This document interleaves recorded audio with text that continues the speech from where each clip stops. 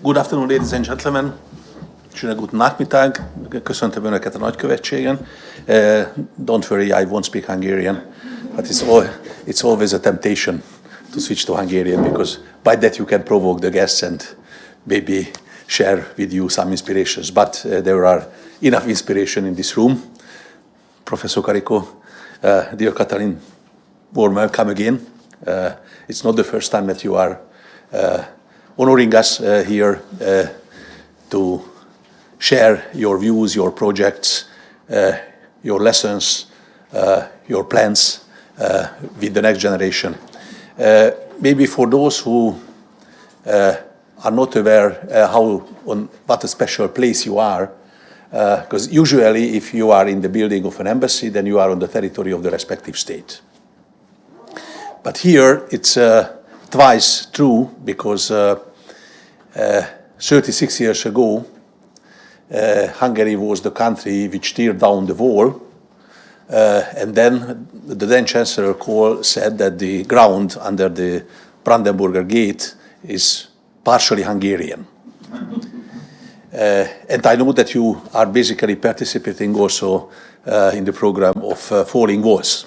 And yesterday, here in Berlin, we committed the 36th anniversary of the fall of the Berlin Wall, but the first brick was broken out by the Hungarians. Because the Hungarians are so,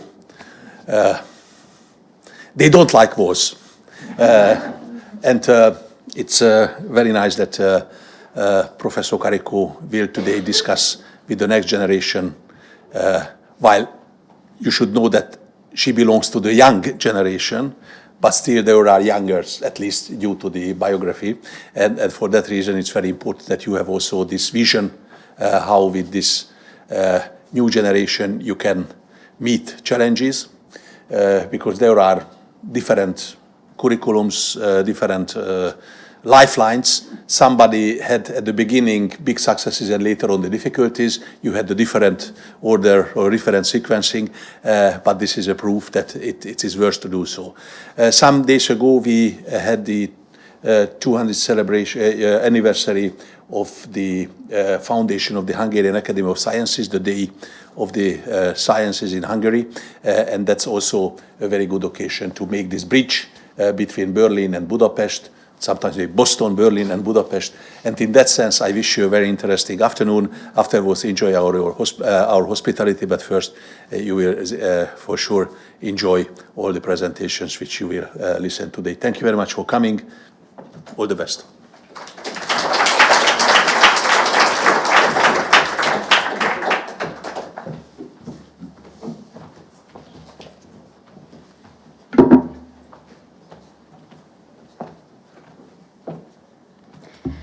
Ladies and gentlemen, welcome once again. As you may know, Berlin Science Week is taking place all over the city right now. Lots of interesting programs focused on policies, technologies, new innovations, and very important topics. And today, as part of that initiative, we would like to focus on something even more important, the human side of science. Because as you know, science doesn't move forward on its own. It is moved forward by people. People who are motivated, people who work hard, and people who are not afraid of challenges. And, you know, those who choose a career in science, they do face many challenges, and they often face doubts. And we often need mentorship, and we often need inspiration to help us overcome those difficult moments. And we need real role models who show us that perseverance matters, that our ideas matter, and that the spark we have within us, it is worth preserving. And we are incredibly fortunate today to have such a role model here with us. As you may know, Professor Katalin Karikó is a world-renowned biochemist, recipient of hundreds of prizes, amongst them the Nobel Prize. She has written a book about it. She's invited onto stages all over the world, and she's celebrated all over the world. And it sounds so amazing and so glamorous, because it is. But most of her story was far from glamorous. It was based on decades of relentless work, without funding, without proper support, with many, many challenges. Yet, through all of that, she didn't lose hope. She kept on going. She kept on believing in her ideas, even when most of the people did not. Today, we will have an opportunity to hear a presentation by Professor Karikó, which will be followed by a panel discussion. And then at the end, we will have an opportunity to hear your questions as well. And I would like to take this opportunity to introduce myself. My name is Victoria, and I will be moderating today's discussion. A little bit about me. I'm a fifth-year medical student and a student researcher in Hungary, and I'm also a mom of 4 children. I am also the creator of an interview series that is dedicated to women's journeys and women's achievements in various fields of science. I come from very humble beginnings, and I didn't always have the opportunity to follow my dreams early in life. Yet 6 years ago, due to the incredible support of my wonderful family, I took a huge leap of faith, and I started my own medical and scientific journey. And on that path, I learned about the importance of mentorship and about the importance of visibility and the importance of role models. And I personally have been very moved. I have been very inspired by Professor Karikó's story. I have cried tears of joy on the day when we heard the news that she won the Nobel Prize. It was wonderful. And I hope that you will be just as inspired today as I have been until now. And before we move on, I would like to acknowledge the organizations that made today possible, our collaborators, who believe in supporting young researchers, including the University of Szeged, the Berlin Science Week, Berlin-Brandenburg Academy of Sciences and Humanities, the German National Academy of Sciences Leopoldina, Hungarian Young Academy, Young Academy of Europe, Young Network of Europe, European Academy Berlin, Hungarian Association of Doctoral Students, Max Planck Society, a number of universities in Berlin, and of course, our host for today, the Embassy of Hungary. Thank you all for believing in the next generation of science. And before we start with the presentation, I would like to play a short video that I created in Professor Karikó's honor. Thank you.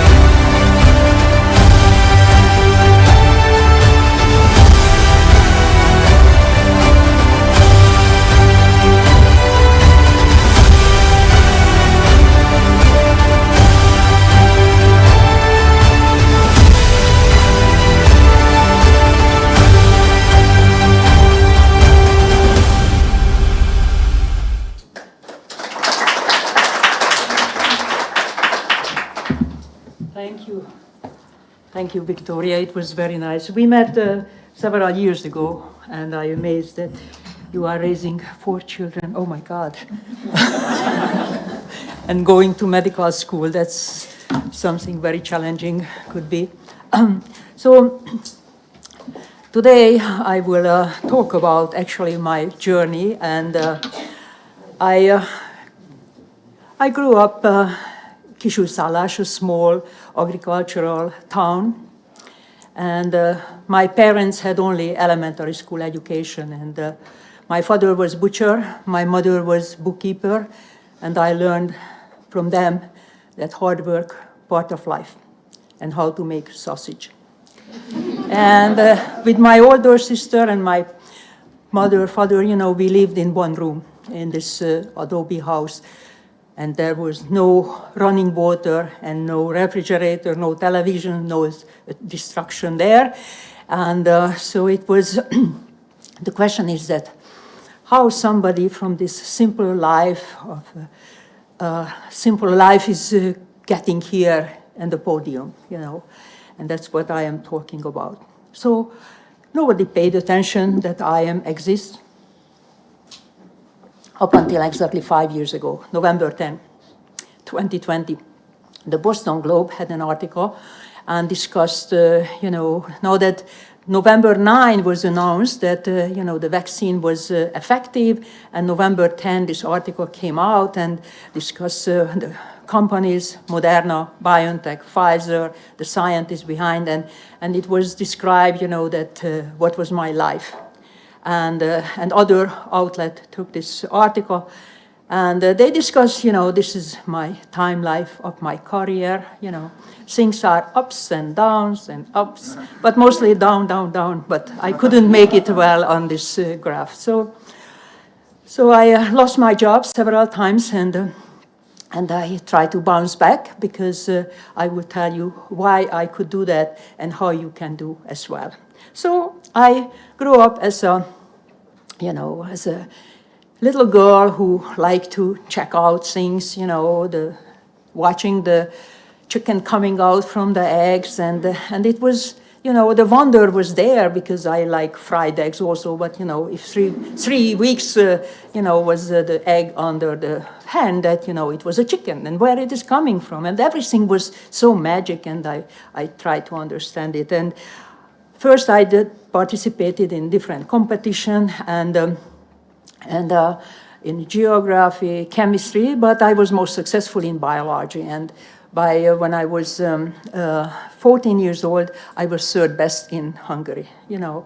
And Kisújszállás is 150 kilometers from Budapest, and when I got the announcement that I can go to the capital, you know, it was 1 week in the middle of the summer, and my father put me on the train and said, go to the competition. And I was 14. So things were different then. But recently, when I was looking through my stuff, I found that, you know, I actually had some kind of vein to write books because I started the illustrated book and wanted to know everything about the animals and how they look and why they are important. Don't pay too much attention to the crab, too many legs I threw there, but, you know, scientifically was not really correct. I don't even know why I was drawing animals, because I actually like plants. And I wanted to know their names. And when I looked at, you know, what is around us, I realized that each name actually has a following with a Latin name. And there was a capital L there. And then I learned that actually stands for Linné, carbon Linné. And he come up with this idea that everything had to have a name that all over the world everybody would understand that what we are talking about, so that it is unequivocally defined something. So now that 50 years forward, you know, when I get the Nobel Prize, I went to Uppsala University and they showed me that what Linné was drawing, actually, you know, he had similar drawings like I did. At that point, he was 27 years old, I was just 13. But he had this pencil drawing of different plants when he was working how to name them. So that was my, you know, life in elementary school, and I entered to the high school, the local high school, and I had excellent teacher, Albert Todt.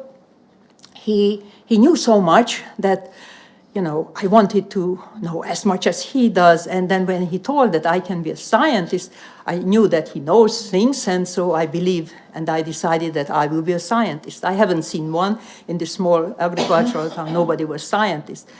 And he came up with the idea that we would send letters to famous Hungarian scientists.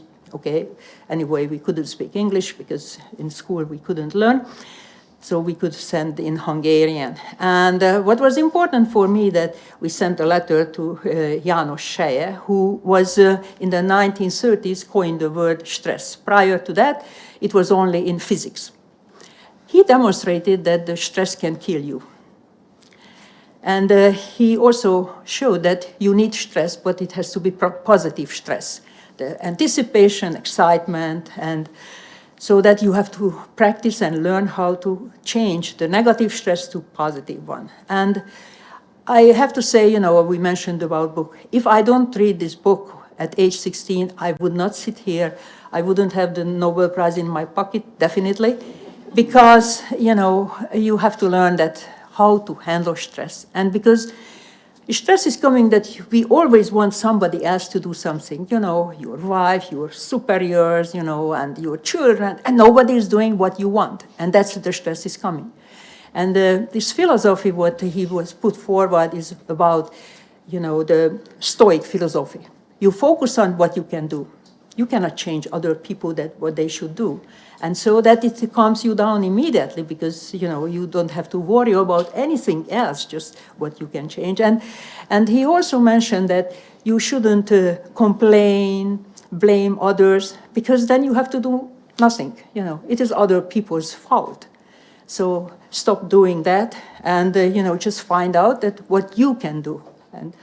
And I was reading and we practiced, actually we discussed in high school that, if you are upset with somebody, don't think about revenge, slashing their tires or, something horrible, because he says that it hits you back, it hit back, and then it escalates, and you cannot calm down and get this homeostasis in your psyche. And also then don't carry grudge against others, because you are the only one who will be poisoned. Another person won't even remember. Importance is you have to enjoy what you are doing, especially your work, because that's how you spend your life. And so this importance of mental health and the physical health, which is there. And so I was mentioned that I was running. I have to say that, okay, I ran the marathon, 4 hours, 30 minutes. I was 45 years old. You can beat that time. But I was usually run just shorter distance. Here in high school, we also discussed that, and based on the Shire book, that, what you have in your life is you set up a goal, something like, like when I was writing about Linden, I wrote an essay about him or writing something. And you set up the goal and you reach it, and that's it. I never get any award or something. It's not important. Just that the goal to achieve it, and then it is done. But, later when the goals were more complicated, reality hits in and, you have faced difficulties. So you always had to go back and think that what is, the ultimate goal. And then you can break those walls and whatnot. Important is that you have to believe in yourself, that you are able to do it. And of course, how you can get all of the experience and all of this in life is something that you have to get out from your comfort zone, because that's how you can learn. And what is important is not just learning, I moved out my comfort zone many times. I left, my home, I went to America. That was a cultural shock. Then I left America, coming, back to Germany, now going back. So you learn more about yourself than even from the new environment. You will realize that you are able to do things which if you are not challenged, you wouldn't even discover. So, this life is difficult because what happens, you have to make a decision. And wherever you are in your life, you are there because you made decision. And Shaya said that do not ever think about what if. People are wasting their life thinking that, oh, what if I would have, it's done. Just you have to, what is coming the forward, that's what you have to always think. And so that make always the decision, and you make the decision and don't hesitate that why you have, because it is already happened. So all of this happened in elementary, high school, and now I entered University of Szeged. I went there because the Biological Research Centre actually opened on the same year when I started at the university in 1973. And that was my dream, to work in this new building. I will be a scientist, my teacher told me so. And I imagined that I will be in this white coat and doing at bench work. So I went there when I was undergraduate student, and the head of the lab said that I should rather go to a field trip. So he said I should collect some water fleas. So that it was very different what I imagined, but I did paid attention, and went to this fishery and did the experiment. A little radioactive material I carried with me. It was C14, so it was nothing too dangerous.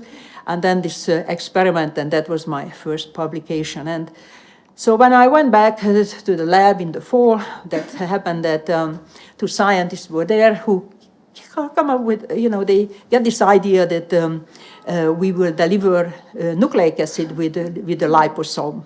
And so that for this one, they needed the lipid team help, and because we needed this certain phosphatidyl serine, phosphatidyl ethanol amine mix to make this liposome. And it was available in Germany, in Deutschmark, I don't know, but it was under embargo, I don't know, it was a dangerous material, I don't know why, and then, again, learn there, Erne found the article, how to isolate these phospholipids.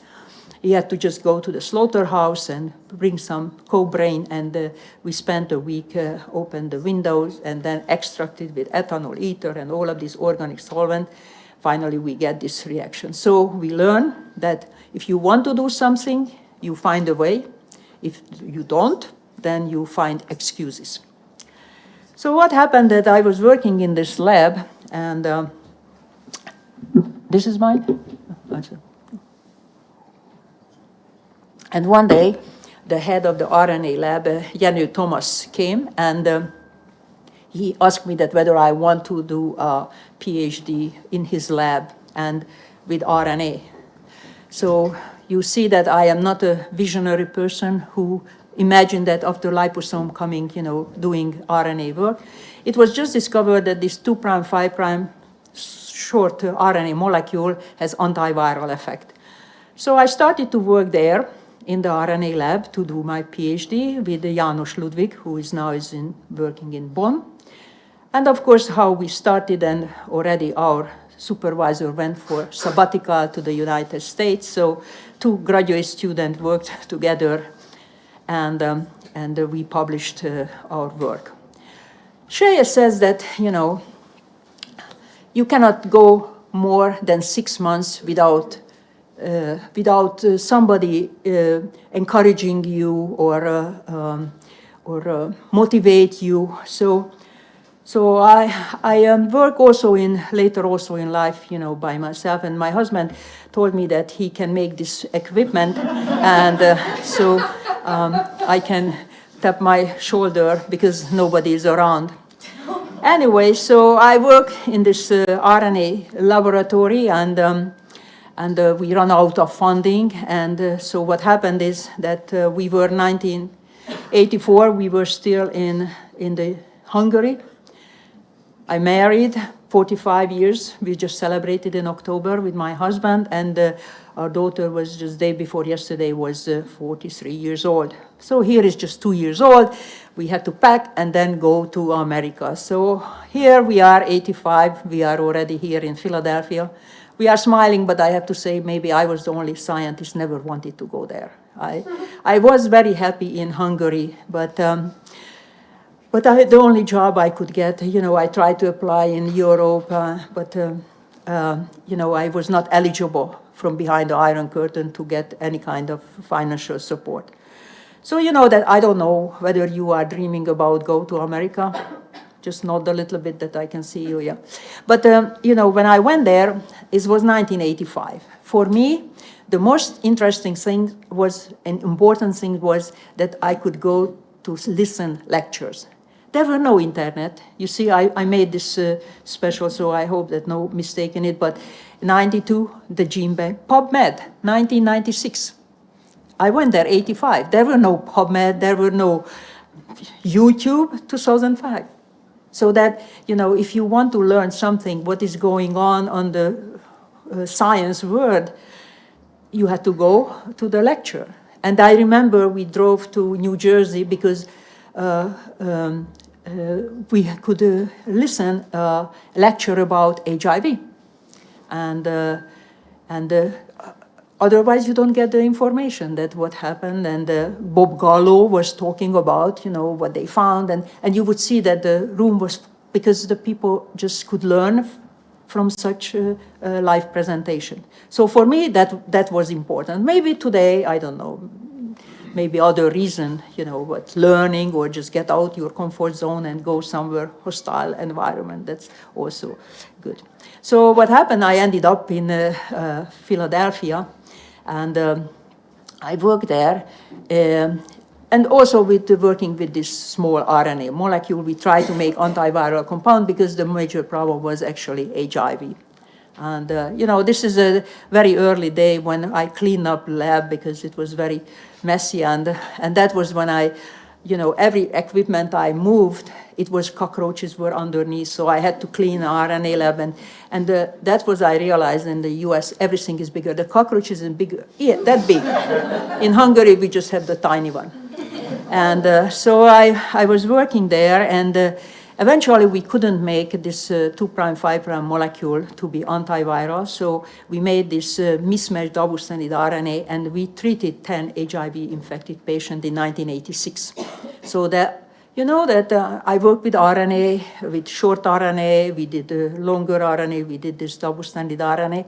But here, I got the job offer, after 3 years, I worked in this project. We get a lot of publication, but Professor Suhadolnyik wanted me to stay there. So eventually, when I told him that I get the job offer at Johns Hopkins, that, he get very upset and he want to deport me, and also call up Johns Hopkins that I am fugitive, so I never worked there. But I went and ended up in Uniform Service University of Health Sciences, which was in Bethesda. So I commuted from Philadelphia to Bethesda. Later in life, I realized that from Philadelphia to Mainz, so that's even longer commute. And here, my family stay in Philadelphia, and we couldn't afford to rent 2 apartments, and so I slept in the office there. So I was the first one and the last one in the lab. Anyway, so after 9 months, this hardship, I get a job in University of Pennsylvania in a faculty position and start to work with a cardiology department. And so I made RNA. And, maybe something, I had to go to Bethesda because, and all of this time I had the library closed at 11 o'clock in the evening, and I read everything what I could find. And then I came to this conclusion that why the people are not using messenger RNA for therapy, because they use antisense, and it's much more difficult because you have to find the target. And so I formulated there that messenger RNA is the future. So everything happens for something in life, maybe. Anyway, I work in cardiology, and I generated RNA. I convinced my colleague that RNA is the next thing and important, and he was interested in this molecule, urokinase receptor, and it was modified post-translationally, and whatever, we delivered the RNA, and cell knew what to do.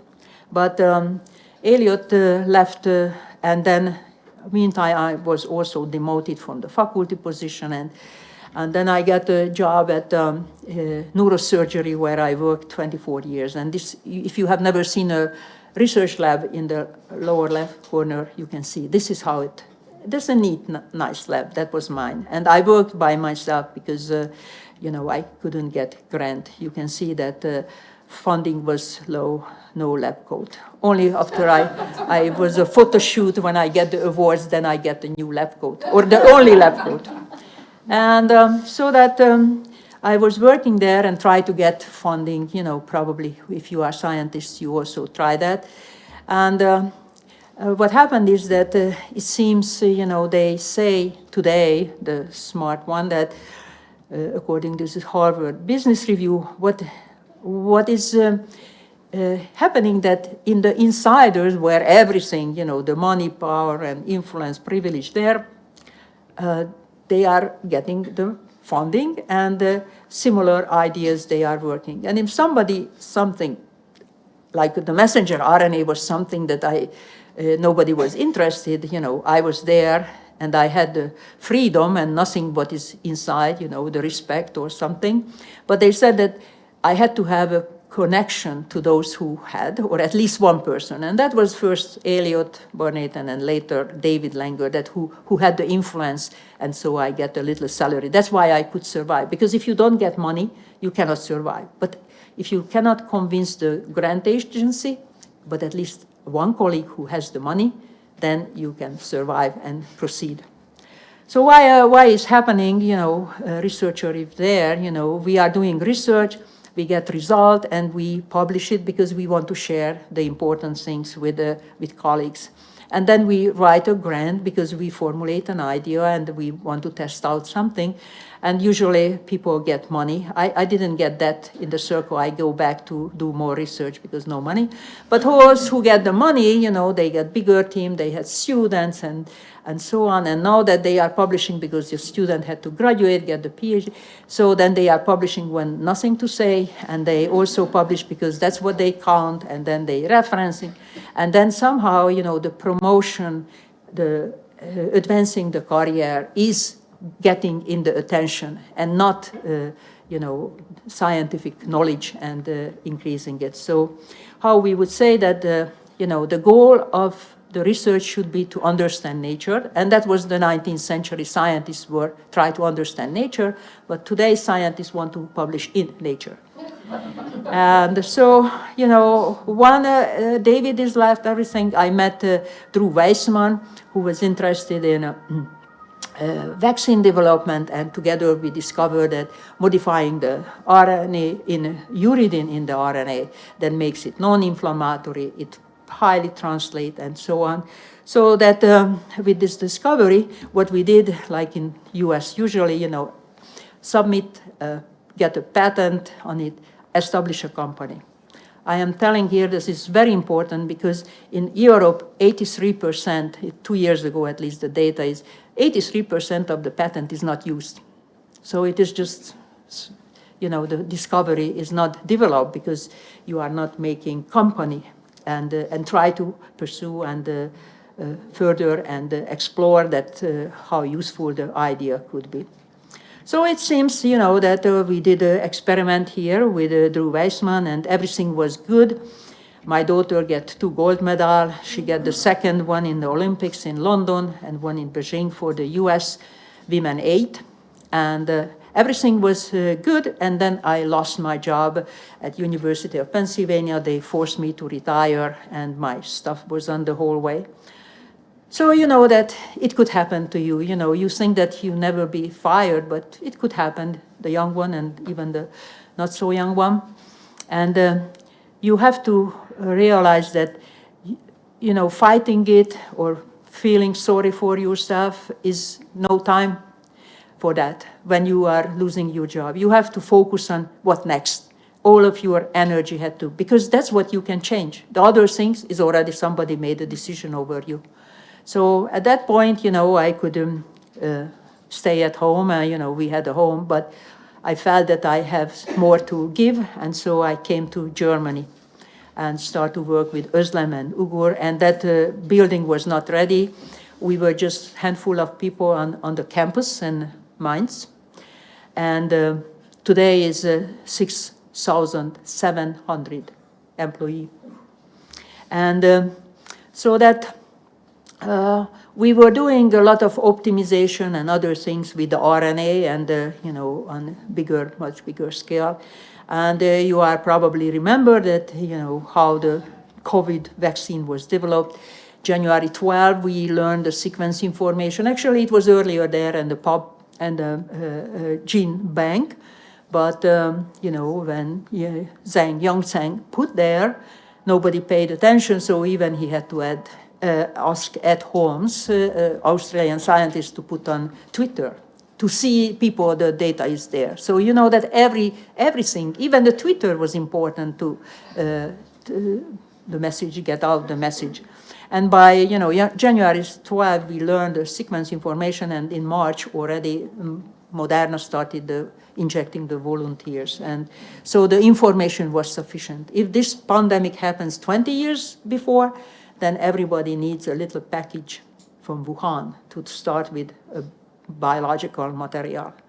And yes, after that, I went to this Nobel Prize ceremony, and everybody who's important there, my husband, my daughter and her husband and my sister, and here are, the people who I work with, the liposome, and people that were teaching me with biochemistry and genetics, and of course those people who helped me in the US, and my young fellows who are also here today with us.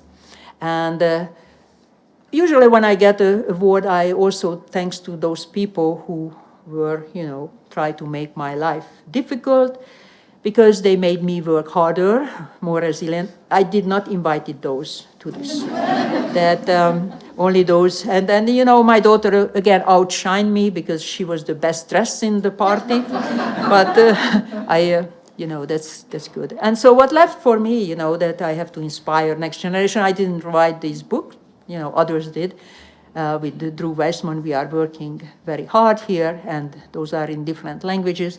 I myself, as I mentioned, I wrote this book about my life, and all of this good advice from Shaya is there, and this is out in many different languages. And thank you very much for your attention. Thank you.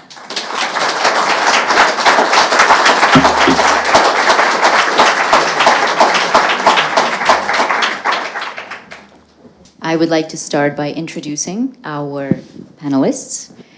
I don't think the one in the center requires an introduction. And next to Professor Karikó, we have got Dr. Kata Horváti, who is a chemist and group leader of the Momentum Peptide-Based Vaccines Research Group at the Research Centre for Natural Sciences, which is part of the Hungarian Research Network. And she's also here as the representative of the Hungarian Junge Akademie. On her right, we have got Dr. Hani Harb, who is Assistant Professor of Infectious Immunology at Dresden University of Technology, and he is a board member of the Junge Akademie of Germany. And he's also the founder and board member of the German Syrian Research Foundation, and a member of the Young Leaders Academy within Utopia European University Alliance, amongst many other things. Thank you very much for joining us here today. Kata, what was the most inspiring part of the presentation that we just heard? So thank you very much for the invitation. What inspired me the most is that you have a great and depth insight on the scientific literature. We know that you did a huge work on it, and we also learned that this changed a lot in the last few decades. And how? What do you think about the future of publication and the trends in the publication? Oh, that was the question to me. Sorry. Okay. Yeah. So when I was doing mRNA research, I didn't show here, but like every year there was one publication. So it was easy for me to follow the literature. And those publications were like 3 to 5 pages, not like 33 in these days. And so probably you have more difficulties to follow the literature. And so what I did, usually I set up a PubMed alert, Google alert for people or for teams or different field of. So that's what usually I follow certain people, because there are so many non-reliable work out there, and so yes, this is. Did I answer that? Yes, Yeah? thank you very much. And Hani, what about you? What inspired you the most? Yeah, thanks so much. First of all, I would like to thank you for the ability to be here. So thank you so much. Actually, it was very inspiring whenever you were discussing about stress, how we can really develop any negative stress more into positive stress. And it would be really nice to understand your insights. You showed us the wave timeline, and how were you able to channel all this negative stress you had into more of a positive energy? I had the advantage actually in high school, you know, for example, we practiced it, so it was not in the book. You know, you can read the book, people told me that it is not there in Shea's book, but it was like something that, such a simple thing like, you hurt somebody because you said something you shouldn't. And then what Shea said, that you are wasting your time because you think, I shouldn't say, yeah, but he started, and you know, I should have, nah, because, and then we learn that we have to go there and say, please forgive me, and that's it. Even the person is not forgiving or not, or forgiving you or not, it doesn't matter. You, what he said, you shouldn't have your well-being depend on somebody else's decision. So, and when you go there, don't say that, please forgive me, but really you started. No, because, you know, then you are again escalating things. So this is so simple, but so many times you can feel that, okay, that's what I have to do. I say something, forgive me, and that's it. For you, it is closed. So that, and then of course, there are bigger things. I don't have to say that, you know, sometimes, you know, I could calm down. Sometimes, you know, under the table, my middle finger went up sometimes. But, you know, eventually, you know, I was always try to stay calm, and because you think about, like I thought that I am right on something, but then I thinking it's not worth the energy to be right. Who cares? It's not important. And so many things you can drop it, not important. Some people, you know, they want to last word that it will be theirs, forget it. And not even forgiving or something, just ignoring. That's the advice I give you. And what kept you going all these years? What kept you motivated when all of these things kept happening to you? So the experiment was good. So every time, you know, the performance of the RNA could be improved, you know, after purifying it or changing different, like the different end of the RNA, put a polyet, put a better cap, and modifying. Then formulation came. So, you know, first we used we used lipofectin, and then we came with transit. We could use in vivo. So actually, I could see the progress, and those people who judged me, or they couldn't see. So that the progress. So people ask me, you know, other professionals that, you know, repeating the experiment, should I give up? I mean, if it is, you don't get progress, then I think you should change. So for the sake of it, you don't have to not giving up, but you have to see progress. You know, maybe some of you have heard this expression, the Karikó problem. And in your book you mention, oh, how great, now a problem is named after me, fantastic. And this refers to an article that came out in 2022 that basically discusses the case about scientists who have a brilliant idea, but the idea goes unnoticed until one day, against all odds, it somehow gets out and becomes huge. And basically the article goes on to discuss, now what should we do now to find those people with that brilliant idea now, and how can we support them? And it also goes on to discuss about, you know, the metrics that are used now in science to evaluate and attach some kind of price or value on a person. And maybe we should reconsider that. And I was wondering, Kata, what are your thoughts on this whole system of evaluation that exists now? So the idea of funding persons, not projects, it's a great idea, but it's far from operational. And we are assessed by numbers. We need to collect number. So we are evaluated in number of publication, number of citation, amount of money that we won from grants, and we should somehow change this research assessment, and we need to reform it. So what would be your thoughts? How should we reform this research assessment? Yeah, so people ask me, you know, how I would change the system, because, you know, but I really, you know, really don't know. I know that how it can compromise the people. I just read Csaba Santos' book describing that the PI or some scientist reading an article get for evaluation, and he could see, oh, this is a horrible, oh my God, this is so, oh, they reference me. Oh, another reference. Okay, I accept. So slipping like this way, you know, that because it compromises this counting references and this.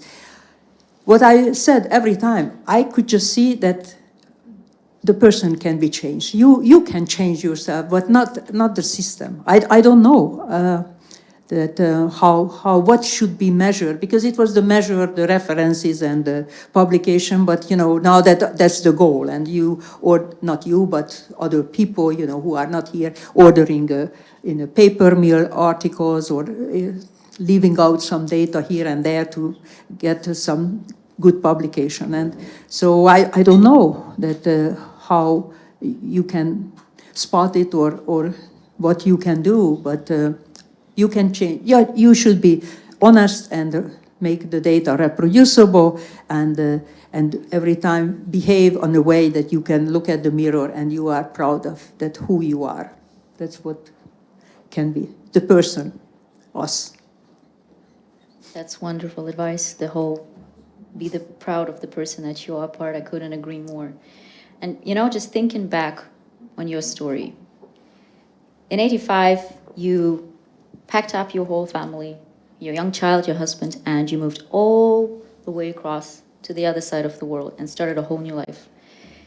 And then in 2013, you did the same thing, and this time you came to Germany, this time on your own, leaving between two continents, flying back and forth to see your family. These are huge, huge steps. First of all, what gave you the courage to do that? And second of all, do you have any advice for young researchers, young scientists? Because I believe a lot of researchers nowadays, they find themselves either short-term or long-term in a foreign country, doing exchange programs, etc. So I have to say that when I moved back to Germany, I was 58 years old, and the first week I fall asleep by crying. Am I crazy? What am I doing? My husband is there, we have a house, and now I am in the attic, and every day I dress from a suitcase, because somebody was still living in this attic beside me. Yeah. So all of the clothes were there, and you know, that was practice when I get all of this award, and then again from the suitcase I was dressing day after day. But so it was a difficult situation, because I always said that 20 minutes is the Frankfurt airport. Nobody is shooting, so I can just take a direct flight back. And but after you know, 1 week, I had so many things to do that I was get busy and you know, focused on what to do. But you know, going to America from Hungary from '85, no telephone, no credit card, no nothing, you know, and it was kind of riskier. And we had together with my husband a 2.5-year-old child, but coming, you know, it was easier Germany, but it was questionable that am I crazy to do that, and so it. Right now, the situation in the U.S. is not that good, you know, it is against science and people such. And so I thought that maybe also those American scientists maybe will come here, or, you know, pack in, and they learn Chinese and they learn the life there. And because the scientists want to do something, you know, they find a way. Or excuses, I already said that today. But so that's what I think. That was the question? Mm-hmm. Okay. And Hani, as someone who has a lot of personal experience with this topic as well, why do you think it is so important, the mobility for young researchers? I think it's something that you mentioned, like going outside of your comfort zone. I first moved to Germany in 2008, end of 2005, beginning of 2006. I was 22 years old, and then I stayed in the same department for 11 years. I got a couple of opportunities, but like all the time I was like, no, I'm staying there. So the big breakthrough happened when I went out of my comfort zone and said like, okay, no, I really need to do the next jump, and I moved to the US. So that's the whole sense of mobility. That's why like I always encourage my students currently is like, you need to go to conferences, you need to apply for internships, studentships, anywhere. Like I can help you write to the professors, but like you really need to change the scenery so you can learn something new, not only on the scientific level, but like on the cultural level, on the way of thinking, way of analyzing problems, and all of these stuff. So this is really important, and this is part of the whole journey. And right now, it seems to me that the more we have this technology, with ChatGPT, AI and stuff, people get lazier and lazier. And it's like, why should I move if I can have anything? If I write it to ChatGPT, I will get it. And that's what I wanted to ask actually. Do you think that this new technology is getting us backwards on science, or? I mean, I see everything that there is a tool, and depending on how you use it. So just like, the knife, you can slice the bread, or you can kill somebody, or, the drone can carry the medicine or the bomb. And so that we can use it as helping us, but, also it can alienate, and we will be lonely and talking to somebody who's not existing, It seems right now that, the question I ask is not smart enough yet. So, give me the wrong answer, so I don't rely on that. Still, I use my brain to think and not artificial intelligence. That's actually, this is a very important advice, I think, like for the young generation here, that they really need to read, try to analyze, and not always rely on ChatGPT or Gemini, right? Yeah. So, and that so many things change. I am 70 years old, so young one here. The life is ahead of you. But one thing is change. Didn't change. That is, you have 24 hours a day, and you have. Yeah, I had to go to the library. I had to find a book, scan it and read it and whatnot, and you click, and then everything is there electronically. But you have all of these emails and TikTok, or I don't know. Probably you don't watch that, but so many distraction is there, and it is very difficult, because your life just moves on, and then you realize, oh, life is and then you did not accomplish something which is meaningful. True. So,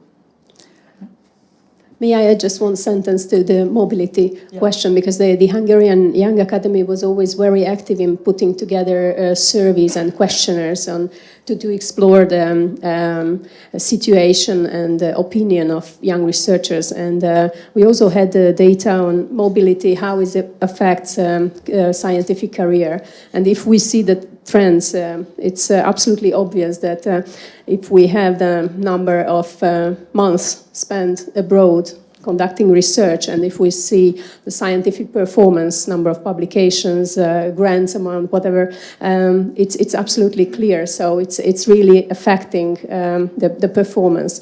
And it can also explain the glass ceiling that we can observe in the case of female researchers, or in the case of researchers with young children. If the mobility is impaired, then the career and the performance can be also affected. So it's also a very important part.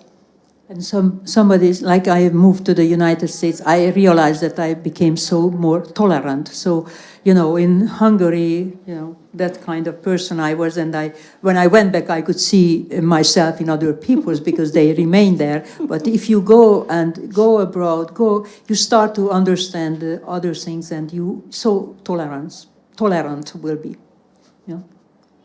And you know, when you made that move, you didn't just move countries, but you also basically went from being an academic researcher and moved on to industry. Do you have any advice for people who maybe are thinking of doing the same? Because, you know, sometimes when you think, okay, science, universities, academic institutions, but that's not the only place where you can do science and where science can make a difference. Yeah, so I have to say, in academia, I was not very successful. You know that I was demoted that many times, and so I never published 100 papers. Because, you know, when you do the experiment, you write the paper and you do all apart, you cannot publish 400 papers in your life. So that was not successful because that's what they measured, that number. And then when I went, and I could see other scientists, when they started to some kind of project, they wouldn't even start. Who will be the first author, last author? They already fighting over that. And when I went to biotech, you know, everybody had to work together, and there were no author. We have to have a product. It was the goal was so much more meaningful that we have to have improve the product and come up with something, because otherwise we can go home. So that you know, in a small company, best if you establish yourself. You know, write a patent and get your own company, and then you can work 24/7. But you can feel that it is yours, and you have that influence. And when we were smaller in biotech, I could feel that, you know, what am I doing? What I was doing has an impact. You know, if you go in a big company, you might don't even see the whole process, but you know, that little unit, whatever you are working on, but that's also could be very helpful. And everywhere, you know, they could terminate the program, even if it is industry or in academia, you don't get the money. So my experience that the industry was more meaningful. And especially, you know, that if you establish, because we established the company RNARX, and you never nodded that you heard that, because, you know, the university gave the patent to somebody else. Even it was with Drew Weissman, it was our patent, and we established our company, but, you know, the university makes decision. So it is good to go to the industry. I enjoy. And something else that Kata mentioned before regarding the glass ceiling and this whole situation with, you know, mothers in science, that's a topic that's close to my heart.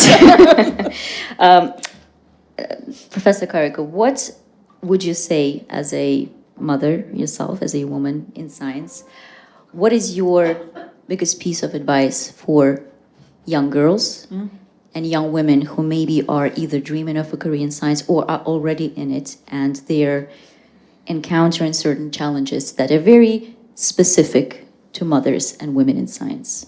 Yeah, but I don't know whether somebody from the government is here, because for me it was important that we had affordable, high-quality childcare when my daughter was, you know, baby, and I could live she was 3 months old, and she could stay in the nursery for nominal fee, and every day registered nurses were there. Every day a pediatrician came, and we could send a message that check out something. We didn't have to go to the doctor, and whether the pediatrician said, oh, okay, go to, is this serious, or that's normal. You know, if you never had a child before, you don't know what is normal and not.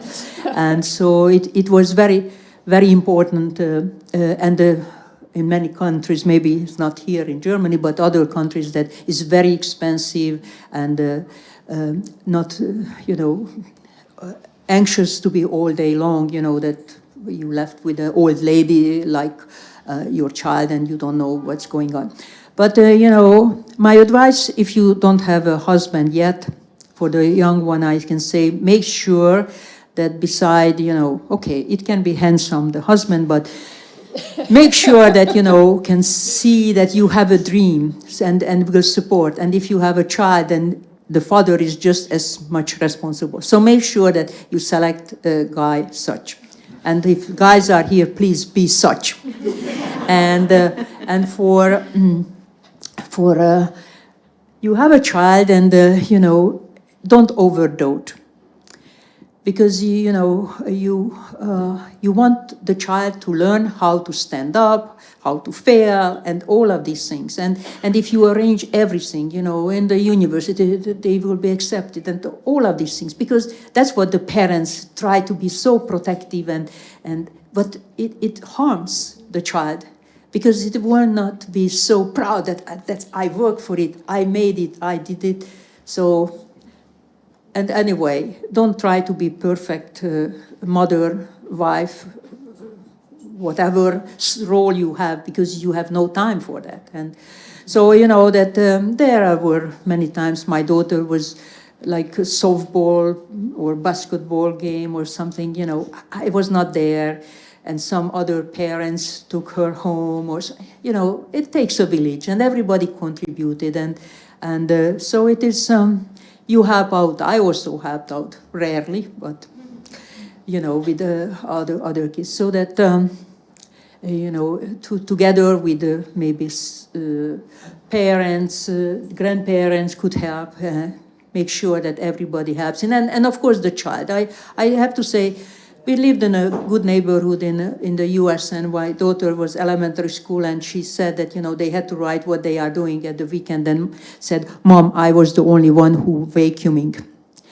And so, but, you know, they have to contribute. I grew up the same way, you know, that with my sister, you know, we did, in Saturday we were still in school, Sunday was, you remember, behind the Iron Curtain, Communist Sunday. My parents had to go. With my sister, she was cooking.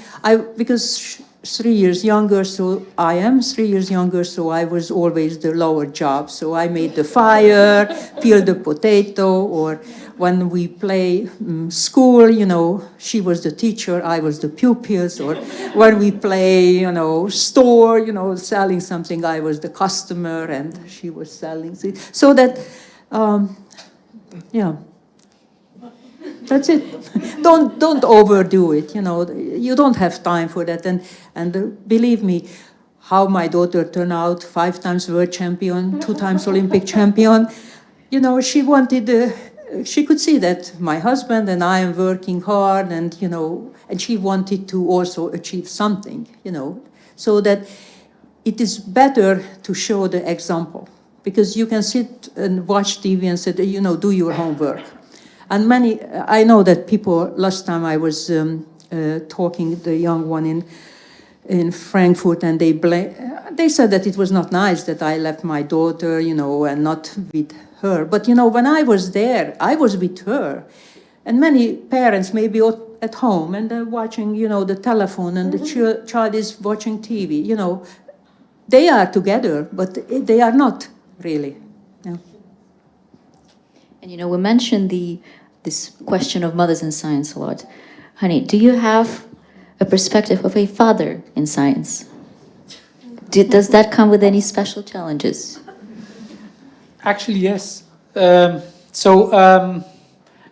don't know if it's a special case, because my wife and I, we share everything 50-50, as well as childcare. And you knew today that I was bringing my children actually from Dresden here, because my wife was traveling, and the only way of doing this is bringing them with me from Dresden here.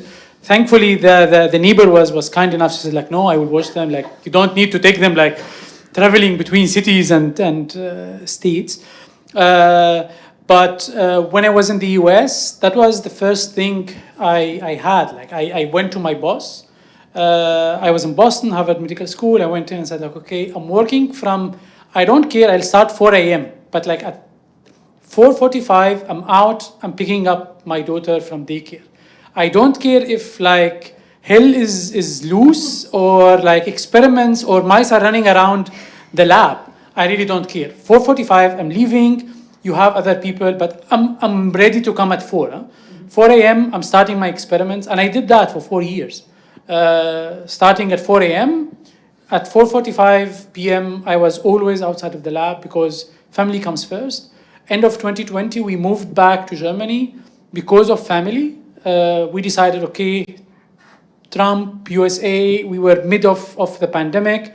Although I just had a great publication and I was offered an assistant professorship in Harvard, we said like, okay, we can't live with a salary of a scientist in the US, especially in Boston. So we decided to go back to Germany. So it's always perspective. What's most important? Is it like really the job and doing the things, or the family? As Katalin said, like when we are with our children, we are really with our children. It's not like, okay, they're there and we're just doing nothing, but like it's the only time we have with them.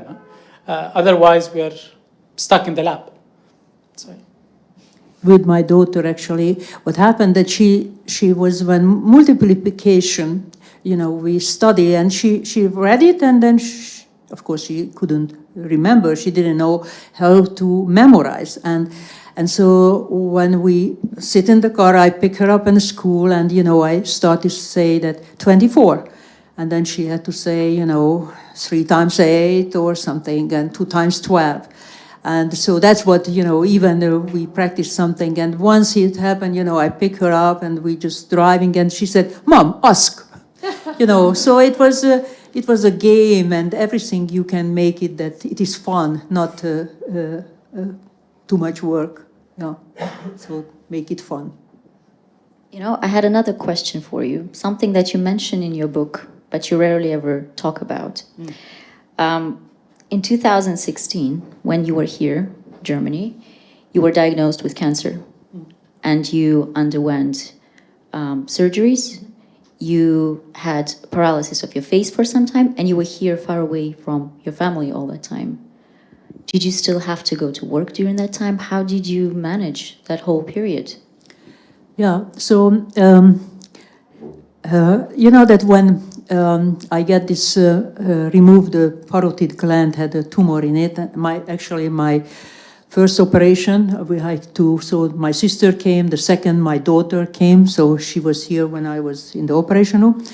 And then, you know, like half of my face was like disgusting, you know, the saliva was coming. And I went to work. Everybody wished that I wouldn't be there, but then, you know, I want to feel that I am normal. You know, I can do, still I can think, although I couldn't talk normally, but so that's kind of interesting, you know, that how you want to be, you have a disease and you want to be normal, and I am there by showing up. So everybody wished, and I could stay home for a month or something until all of the nerve came back, but that the person is inside, because then I would feel that, okay, maybe I am so sick and not recover, or I don't know what was the feeling, but I was there. I think within 1 week I was back. That's absolutely incredible. I don't know, maybe I was stupid. No. It was just really surprising to me that in the book, it's so nonchalant, you know, it's 2 sentences about it, and then you just go to the rest of the story like it was nothing. And I was stuck there at those 2 sentences thinking, what? What just happened there? Because it was really something. Kata, do you have any more questions for Professor Karikó? So related to your book, because actually it helped me a lot. You had a sentence at the very end of the story that when you realize that you need to find your inner drive and not waiting for the external confirmation. And to be honest, we as a scientist, quite a lot of us suffer from the feeling that we are not appreciated in our workplace. We are appreciated if we won a grant, but after that, yeah, nobody would care. Okay, ciao. But how should we find this inner drive?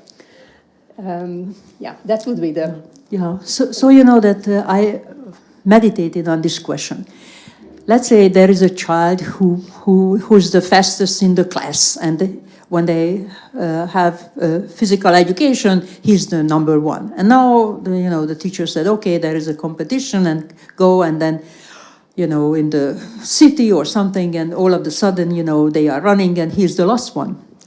What will make that child to the decision that I won't go anymore because I don't want to lose, or say that I will work so hard that next time when I go to this city competition, I will be the number one. What would take? Because that's so simple. That you know, what makes somebody that put extra energy and extra thing, and because wanted, instead of just saying, who cares? I don't like to lose.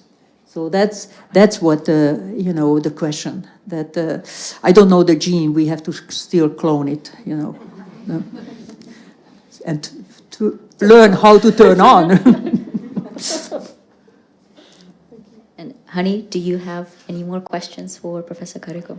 Yes, I have actually a question about science here. So in 2020, when the Boston Globe came with an article, I started digging up the people who were doing this. I was still in the US. And then I went to my boss and said, like, I need to patent my findings. Because I saw you the patent and said, like, I need to patent my findings. And I did that, and I established a company as well. So I thought, like, okay, this is the way, huh? Like, if this is how it's going, I wasn't thinking of the Nobel Prize, I was thinking of the money. I was like, okay, if this may bring me the money.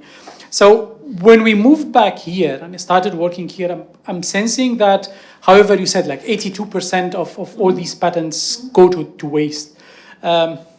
What's your perspective of the competitiveness of the European science compared now to the world science? Like, are we still competitive enough so we can build and initiate and create new things? Because I'm losing this faith of that. Yeah, actually mentioning this filing a patent, I might mention first that it costs money. So if you pay from your own pocket, this is about $10,000. So actually, when we want to file a patent in the US, you know, that in the patent office, you know, the guy wanted to know, the officer there, you know, what is really needed and whatnot. And he had no hair, and I said, you know, he asked what is good for, and so he has no hair, and I said, maybe for hair growth. He said, oh, really? That's important. So sometimes, actually, in life, you have to find things, like when Professor Suhadolnyik, you know, kick me out and try, you know, who I cannot get a support letter, you know, recommendation letter, and what should I do? And then, you know, I realized he had several enemies. Now I had to call and tell them that I need a job. So you have to sometimes, you know, come up with alternative things. But, you know, in the patent is somehow it, the difference between the United States and Europe, how science is performed. In the United States, the university, there is no research centers like here. It's split here, you know, in Hungary also. There are academia and there is universities. There is not. So that, and the university is the best scientists. And, you know, they, isn't that in Harvard or other Ivy Leagues? And so that, you know, they have great students, and then somebody has idea immediately that students is just graduate and he will be the CEO, and the professor is standing behind and try to help them get money and, you know, nurture their things. So that if you don't have a company, I mean, if at the University of Pennsylvania they put on the shelf that, oh, pseudouridine, and some investors coming, he won't say, oh my God, pseudouridine, oh, I want to develop. No, because they don't understand. Who is doing the experiment understand the best that how it could be useful for something. And that's what somehow is not, I don't know whether there is not enough, that there are people who have money, but I don't know whether, you know, they want to invest or not much, but in the US is more like willing to give the money for startups and venture capitalists, you know, looking for what they should support. And maybe it's less this year, and that's more difficult to start a company. because you have to get the money from somewhere and convince investors. So I don't know that whether that is the reason that there is no money going towards companies, small companies, biotech companies, because and also maybe the taking the risk to leave your job, the permanent job, and now instead of 8 hours, you have to work 24 hours because now it is your company and you want to develop something, and so it is more comfortable to get a good job at the university or somewhere company, big company, and you are an employee. But then you are an employee, and you have to do what others are telling you to do. True, yeah. Thank you very much for this wonderful discussion. We would now like to open the floor to the audience. We have some people already in the back. We would like to kindly ask, please, to first ask the questions related to the presentation of Professor Karikó and then to anything that we discussed just now. Thank you. Thank you. Sorry. Thank you. So I'm very honored to meet or to have heard Professor Karikó. And my question is about the human aspect of the scientific developments. So I'm not a scientist, by the way. So when scientists are developing something, are in a project, are they also considering the impact this would have on humanity? And my question is based on my experience as well, because as many people in the world who are not scientists, I came I got to know the name of Professor Karikó in the middle of the pandemic. And I come from Peru, which is a country that was severely hit by the pandemic. The numbers were very high. And my family was following the development of the vaccine with a very high interest. And when the vaccine was announced, we celebrated, and we were so happy to have this hope. And so this, I come from the humanities, so I really don't have any scientific base at all. And it was a motivation to know more about this mRNA and everything. And so I think that scientific projects, scientific work has an impact, on a human impact. And I would like to know a little bit more about this connection. Thank you. Yeah, thank you very much. Actually, I gave interview to the Peruvian radio during the pandemic because it is very important to educate the public, and that's why we are here. And every time somebody asks me, I try to help, because that's the problem. That's my opinion why US get where it is right now is because we scientists, we did not explain many things. Because I like to talk to my fellow colleagues here, scientists, and not to try to explain to somebody who has no science knowledge. But we have to accept that if the vaccine and other medication is not accepted by society, then they will not take it. And we have a responsibility, to explain that how things works, and because you are fearing only things, which you don't know.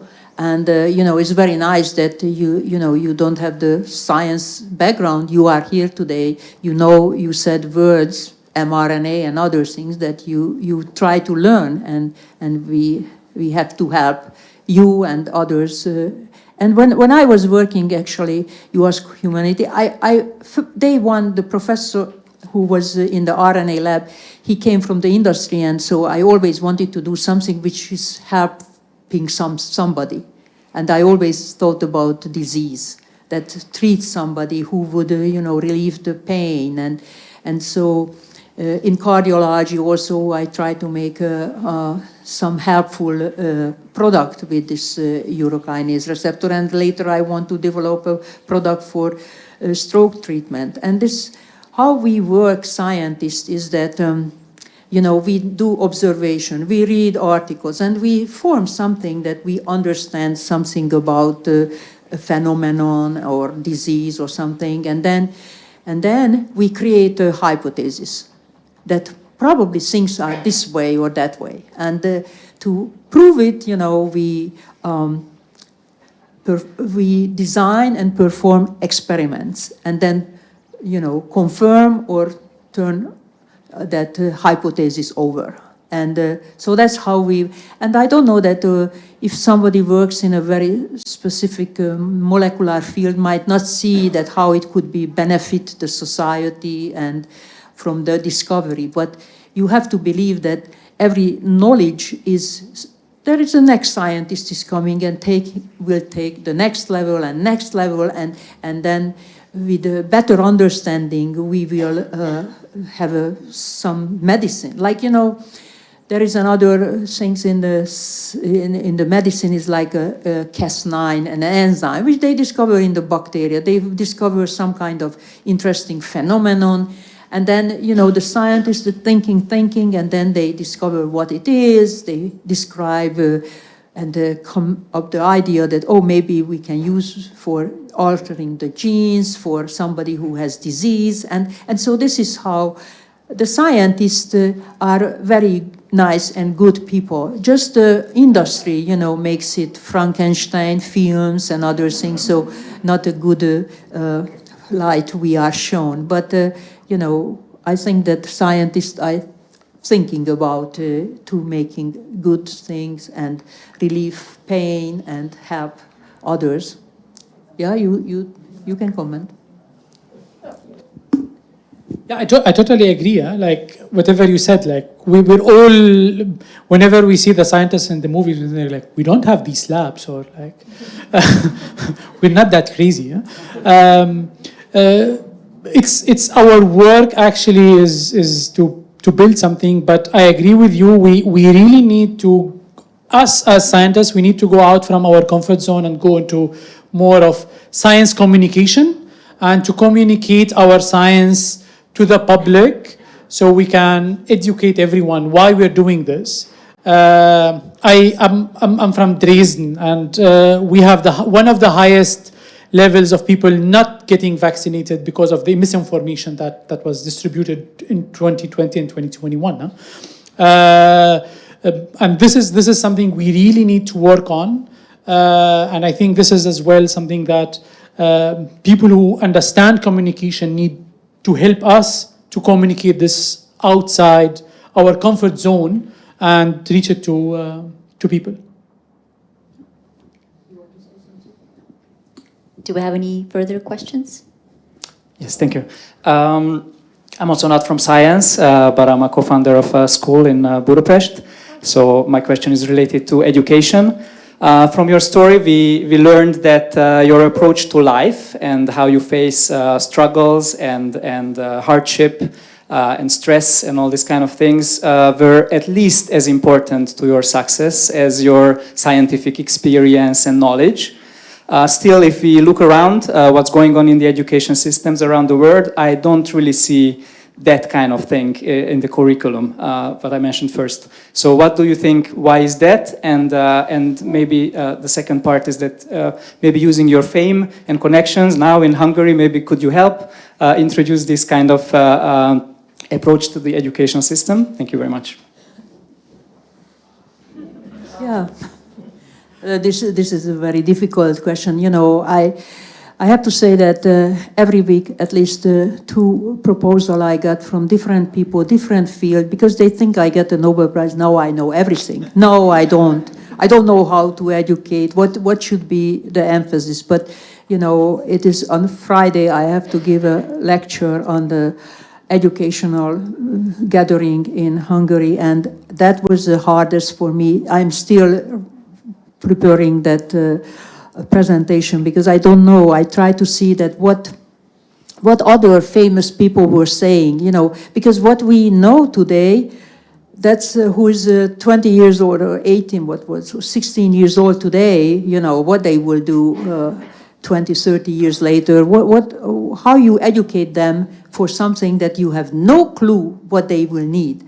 And I was reading what Neumann said, that flexibility and intelligence, and you know, just prior to that, it was the school to give information. Now that the information is everywhere, you don't even have to go to the libraries, you know, in the laptop, you can read everything.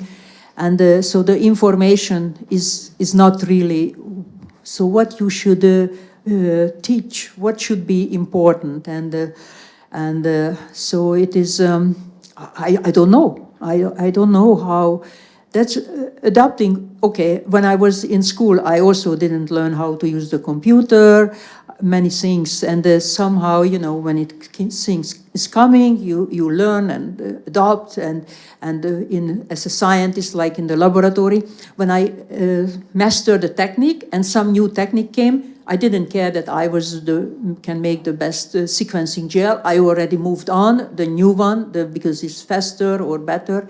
And so that's how they have to somehow teach the kids. And other thing would be important more, that they learn to communicate. Maybe take away all of the gadget and just be together, understand, talk to each other, the children, or go out to the park and leave behind the telephone. And maybe that's what the teachers has to do. I don't know. Maybe that's what is missing. I don't know. Thank you. Do we have any further questions? Yeah, thanks. My question is related with the cycle which the researchers are doing. You know, we are doing, a lot of us are in fundamental research. We are doing research, we publish, we apply for grant proposal. And so maybe 2 years ago, I read a paper about some summary that female scientists in STEM sciences are getting less money for grants. And also it was a study that there is less chance if you are a female scientist and you are the last author or the first author of the publication to get higher impact factor journals. You have any advice how to break this ice in that direction for female researchers? No, as I mentioned, I don't know everything. And, you know, interesting you mentioned this research. I might mention to you here, because I was realizing that we are not called searcher. We are searching, but we repeat. And that's why we are called researcher. Anyway, so that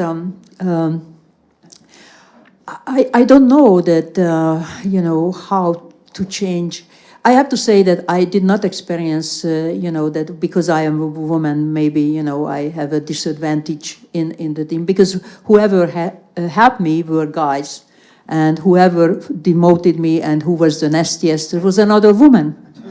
So, you know, I believe that the leader can be whatever gender they have, but it is a good leader will lead properly. And but I don't know about that how to change if it is measured that the women have, because they don't raise their voice or something, you know. My daughter said one day that, you know, oh, Mom, you know, I asked for salary increase. And I said, for what? I was listening to the radio when I was driving there, and they said that the women less likely, and I get it. So, you know, that you never know. That maybe, you know, we are not asking, maybe we are shy. Maybe we are just showing the middle finger under the table, not on the top of the table. Do we have any further questions? Yes, hello.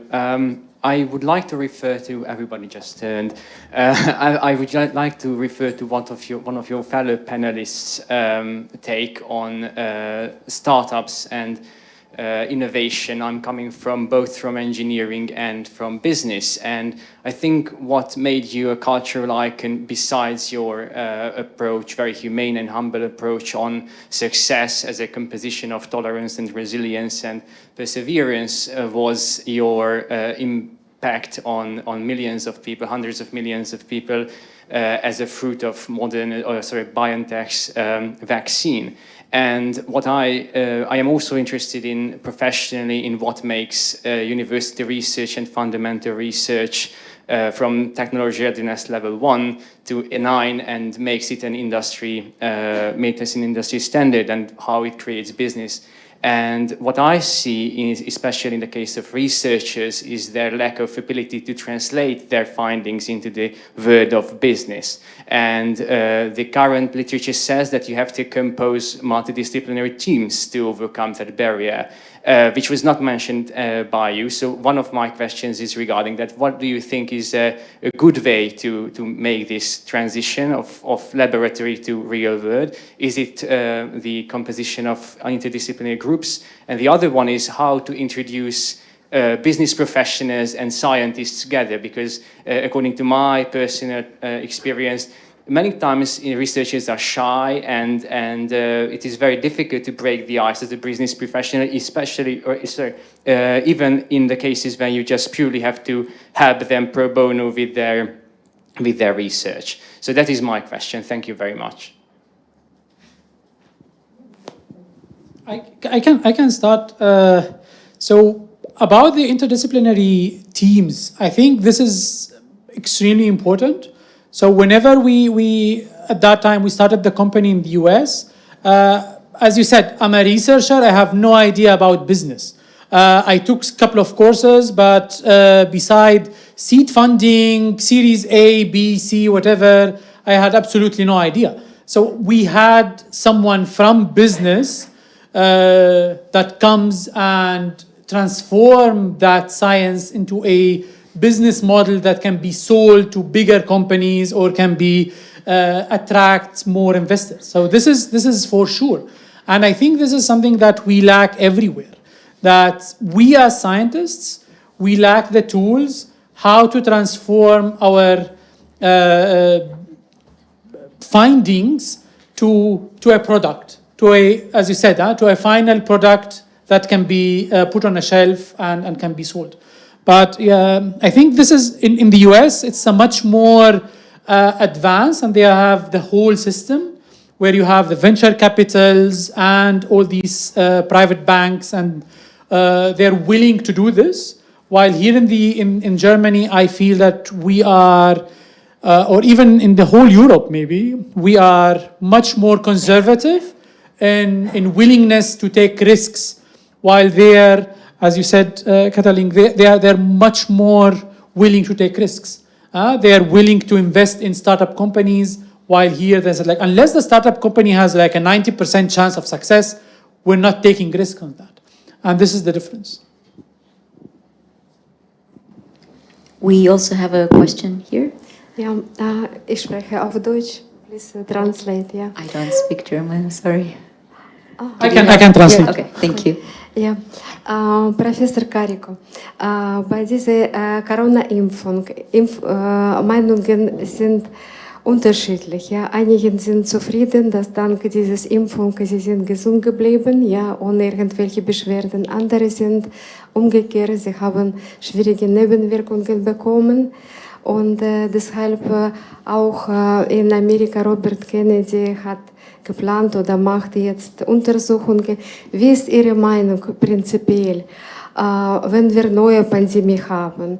Müssen Leute dann so zwangsweise geimpft sein, sonst sind sie dann ausgeschlossen von Gesellschaft, von ihren Aktivitäten, oder sie können auf ihr Immunsystem sich verlassen, diejenigen das nicht möchten. Danke. So she was asking, what's your opinion on the whole discussion about the vaccine can help people? Some people say the vaccine are not helping them. And now Robert Kennedy in the US. He is doing a lot of investigation to understand what's happening to this. And then her last question was about if people are not vaccinated, will they be somehow shut out from the society? Will this be a requirement? Like, unless you are vaccinated, you will not be able to work or to communicate with others or something like that? These are policy questions. I have nothing to do with it. I am a scientist, so whoever, politician had rules that how to, who to vaccinate, what rules, it is nothing to do with me. And in many things, my opinion would require to investigate different things. I don't have time for that. I am a scientist, and based on data, I just follow that and try to do good things, and whatever, politician decide is nothing to do with me, and that's it. Thank you. Do we have any further questions from the audience? Yes. So, Professor Karikó, so I would like to ask you, how do you see the future of your technology? So what are the next steps? Maybe you elaborate a little bit, and also the cancer vaccine, please. Thank you. Yeah, so there is at present more than 150 human clinical trial is ongoing with using messenger RNA. And half of them is infectious disease field. So they are against viruses and bacteria. Some is bacteria. The latest I was reading that acne, for example, for young one that could get vaccinated. Sanofi is developing. And there is, parasite like malaria. And the rest of the development is could be against cancer, but not all of them cancer vaccine. That if there is mutation occurring where the mutation results amino acid change and new different epitope is formed, then, they develop a vaccine against those new epitopes. But, for cancer field also, they are using mRNA coding for an antibody, because antibody is expensive as a protein, and they're using as a messenger RNA, so the body would make the protein.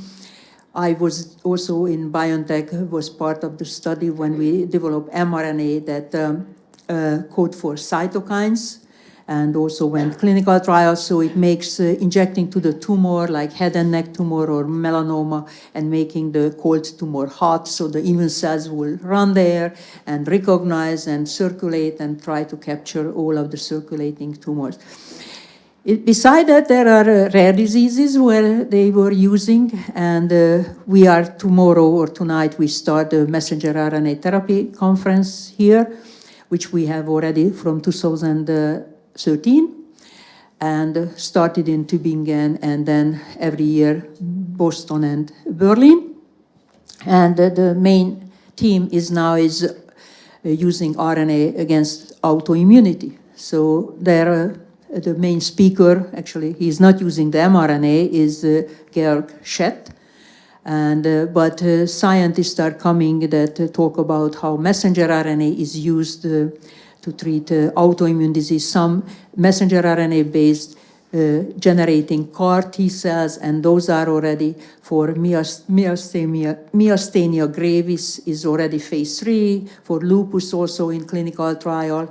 And the other important thing is actually that try to make the CAR T cells in vivo. So now, at present, they have to take out the cells from the patient, treat out of the body and put it back, and it is, $500,000 is the price tag minimum.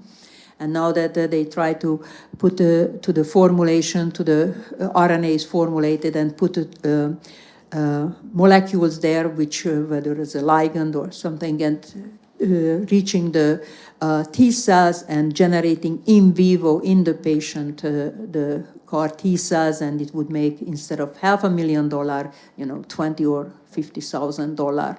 So that's the trend, and here are RNA researcher with us here, and they will maybe know more, but that's the main things what is going on. We thank you very much for your questions. I thank the panel for this wonderful discussion, and we would like to invite you all on the behalf of our hosts to join us and to continue the discussion downstairs at the reception. Thank you very much for joining us today.